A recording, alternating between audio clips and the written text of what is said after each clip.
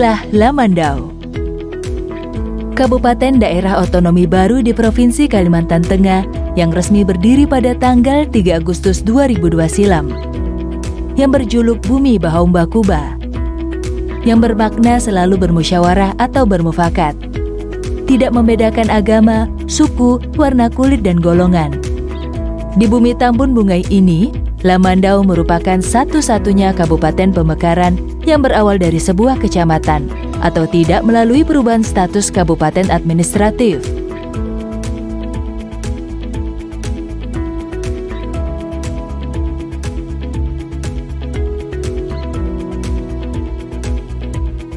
Memiliki luas wilayah 6.414 km persegi, dan berdasarkan data konsolidasi bersih atau DKB Dinas Kependudukan dan Pencatatan Sipil Kabupaten Lamandau periode Desember 2020. Jumlah penduduk Kabupaten Lamandau tercatat sebanyak 96.817 jiwa, yang terdiri dari beragam latar belakang, suku, adat, budaya, dan agama. Karakteristik masyarakatnya yang heterogen menjadikan kabupaten ini kian kaya akan tradisi, adat, dan budaya yang menjadi salah satu modal dalam proses pembangunan daerah di bawah kepemimpinan Bupati Haji Hendra Lesmana dan Wakil Bupati Riko Perwanto sejak dilantik pada 24 September 2018. Membangun kabupaten dengan slogan Lamandau Juara, jujur, unggul, adil, religius, dan aman. Tidak hanya hidup dalam balutan religius, tetapi mereka juga memiliki penghargaan yang sangat tinggi pada seni budaya. Di setiap tahunnya, akan ada festival Babukung yang ramai dimeriahkan oleh seluruh masyarakat Lamandau dan wisatawan asing. Festival ini masuk sebagai 100 top event nasional atau Calendar of Event atau COE Kementerian Pariwisata dan Ekonomi Kreatif Republik Indonesia pada tahun 2019. Dan masih banyak festival dan ritual adat lainnya seperti Festival Balayah Lanting, Babantan Laman, ritual adat Ayah Bosar atau Tiwah, ritual adat Maluai di Kelurahan Tapimbini. Kabupaten Lamandau merupakan kabupaten yang mendapatkan penghargaan Top Pembina BUMD 2019 atas peran dan kontribusi kepala daerah dalam membina dan mendukung BUMD.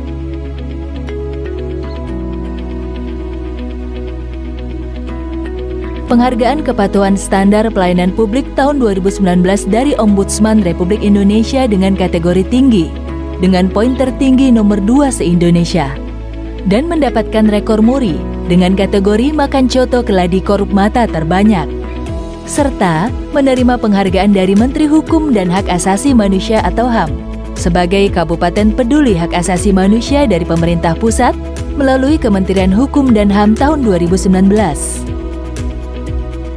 Lamandau tidak hanya memiliki wisata unggulan, tetapi juga memiliki potensi tersendiri untuk dijelajahi.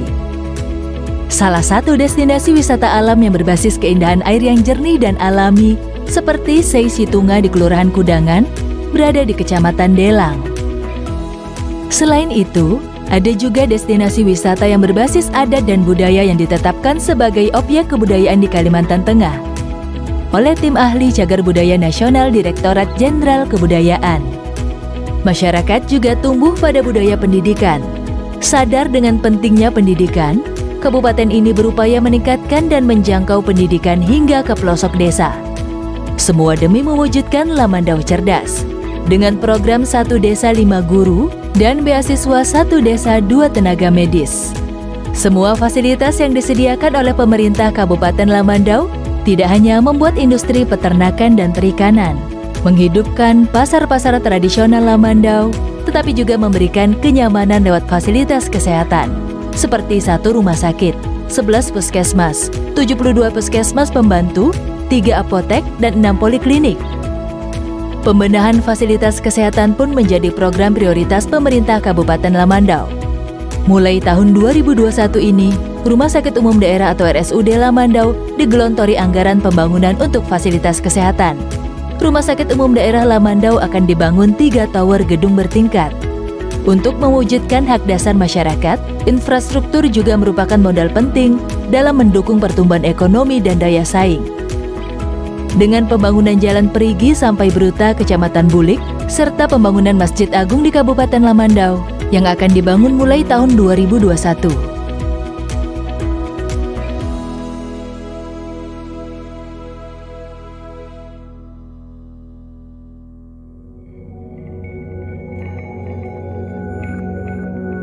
Assalamualaikum warahmatullahi wabarakatuh. Salam sejahtera bagi kita sekalian. Adil Katerino Bocuramin ke Suraga Basengat Kejubata. Saya Hendasmana, Bupati Kabupaten Lamandau, dalam hal ini menyampaikan bahwa program utama dari pasangan Hendra Riko di dalam masa kepemimpinan kami tetap fokus ke beberapa bidang, terkhusus infrastruktur. Kita ketahui bahwa infrastruktur menjadi keniscayaan dalam suatu daerah yang masih tahap membangun seperti Kabupaten Lamandau. Kabupaten Lamandau baru berusia 19 tahun, banyak hal yang harus dipercepat pembangunannya, salah satunya adalah bidang infrastruktur. Tahun ini kami telah membuat dan mencanangkan 3 program strategis yang dibiayai melalui APBD secara tahun jamak. Salah satunya adalah pembangunan jalan dari Perigi Bruta yang diharapkan nanti bisa mempermudah akses masyarakat kita dan barang untuk lebih lancar sehingga ekonomi yang ada di wilayah Kecamatan Bulik dan sekitarnya bisa tumbuh dan berkembang.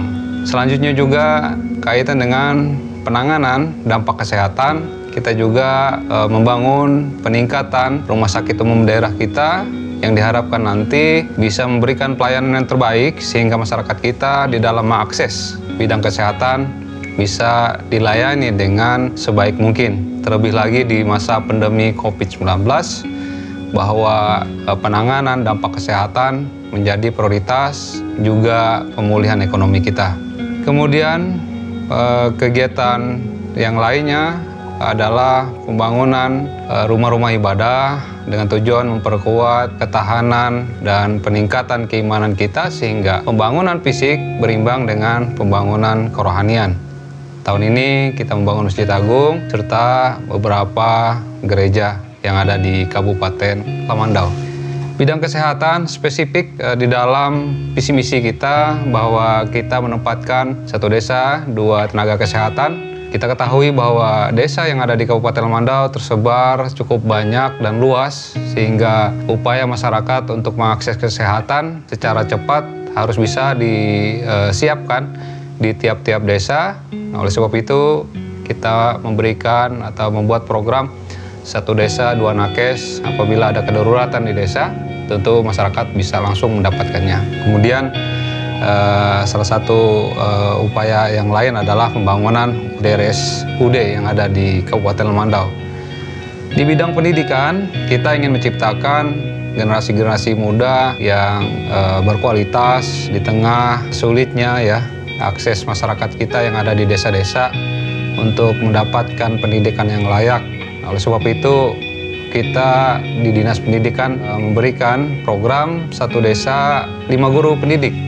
Diharapkan guru-guru yang ada atau tercukupi proporsi jumlahnya bisa mengcover dan memberikan pendidikan yang maksimal sampai ke desa-desa kita. Di tengah sulitnya juga medan serta jaringan pembelajaran secara daring. Oleh sebab itu, kehadiran guru di desa dengan jumlah atau kuantiti yang cukup diharapkan bisa memberikan pembelajaran yang maksimal pada generasi-generasi penerus Kabupaten Lamandau. Demikian juga untuk beasiswa, bahwa kita setiap tahunnya sekitar 3 miliar lebih, baik itu dari APBD ataupun CSR, kita gelontorkan untuk membiayai beasiswa masyarakat atau adik-adik kita yang menuntut ilmu ke luar daerah, melanjutkan pendidikan ke jenjang universitas, baik itu diploma 3, 4, ataupun strata 1. Di bidang ekonomi, tahun ini juga kita telah merampungkan secara tahapan tentunya Pasar Induk Kabupaten Mandau yang beberapa hari yang lalu telah kita resmikan. Ini diharapkan menjadi urat nadi dari perekonomian kita yang ada di Kabupaten Mandau. Demikian juga pusat-pusat perdagangan yang ada di kecamatan-kecamatan, kita juga masifkan pembangunannya dengan tujuan bahwa perdagangan bisa merata sampai ke daerah-daerah kita yang ada di kecamatan. Selanjutnya kaitan dengan bidang pertanian, peternakan, perikanan, dan perkebunan. Sektor utama penggerak ekonomi Kabupaten Mandau adalah bidang perkebunan. Dan ini salah satu penopang ekonomi di tengah sulitnya dalam situasi masyarakat kita menghadapi pandemi COVID-19. Namun kita tidak berpangku tangan hanya menonjolkan satu sisi komoditas saja. Kita pengen juga muncul komoditas-komoditas lain berbasis lingkungan yang memang dikuasai oleh masyarakat kita. Oleh sebab itu kita kembangkan kopi, singkong, kemudian jengkol dan jahe. Tahun ini kita mulai menanam demplot khusus sekitar 1 hektar di Desa Kehingai untuk kopi. Diharapkan kopi ini bisa menjadi komoditas unggulan lain yang sebelumnya juga telah kita kerjasamakan dengan pihak swasta di dalam tata kelola budidayanya serta jaminan resapan hasil dari produksi kopi tersebut. Selanjutnya, untuk upaya meningkatkan ketahanan ekonomi desa, saya mewajibkan kepada tiap desa mulai membangun satu BUMDes, satu desa, juga memanfaatkan lahan-lahan yang tersedia di tiap desa untuk ditanam komoditas-komoditas unggulan. Misalkan ada beberapa desa yang mulai menggalakkan tanah kas desanya dengan ditanam sawit atau bisa dengan komoditas-komoditas unggulan lain yang seperti saya sampaikan. Diharapkan APBDes mereka ada kriteria pendapatan lain atau PADes mereka dari sektor-sektor lain, yaitu di bidang perkebunan pertanian yang saya sampaikan tadi. Mandau memiliki keindahan alam yang cukup luar biasa. Di sektor pariwisata, kita juga menggalakkan sektor pariwisata budaya, yaitu yang salah satunya masuk kalender event nasional ya yang ada di Kemenpar RI, yaitu adalah Bebukung. Dan ini sudah tahun ketiga festival Bebukung itu tetap bertengger menjadi salah satu event yang dipertahankan oleh Kementerian Pariwisata. Polanya mungkin kita rubah, untuk penyajiannya berbeda mungkin dengan situasi-situasi normal. Tahun ini di tahun pandemi yang kita alami, konsep festivalnya juga dirubah, yang insya Allah diharapkan ini menjadi daya tarik apabila kita telah melewati pandemi ini. Diharapkan Bebukung ini bisa tampil secara luas lagi. Jadi tetap kita sajikan walaupun di tengah pandemi sulit, namun untuk mengingat bahwa kita memiliki sesuatu yang luar biasa, kita tetap sajikan konsep yang berbeda tentunya. Kemudian kegiatan-kegiatan kebudayaan lain seperti balai halanting, kemudian objek-objek wisata lain yang dimiliki oleh Lamandau, ada air terjun, ada riam, kemudian ada situs-situs budaya lain seperti Batu Betangguy. Itu juga menjadi objek-objek wisata yang diharapkan ke depan apabila pandemi ini telah berlalu. Tentu sektor yang akan booming adalah sektor pariwisata, karena di tengah kejenuhan masyarakat kita menjalani masa-masa sulit dihadapi pada saat pandemi COVID-19. Daerah kita terbagi beberapa zona untuk wisata.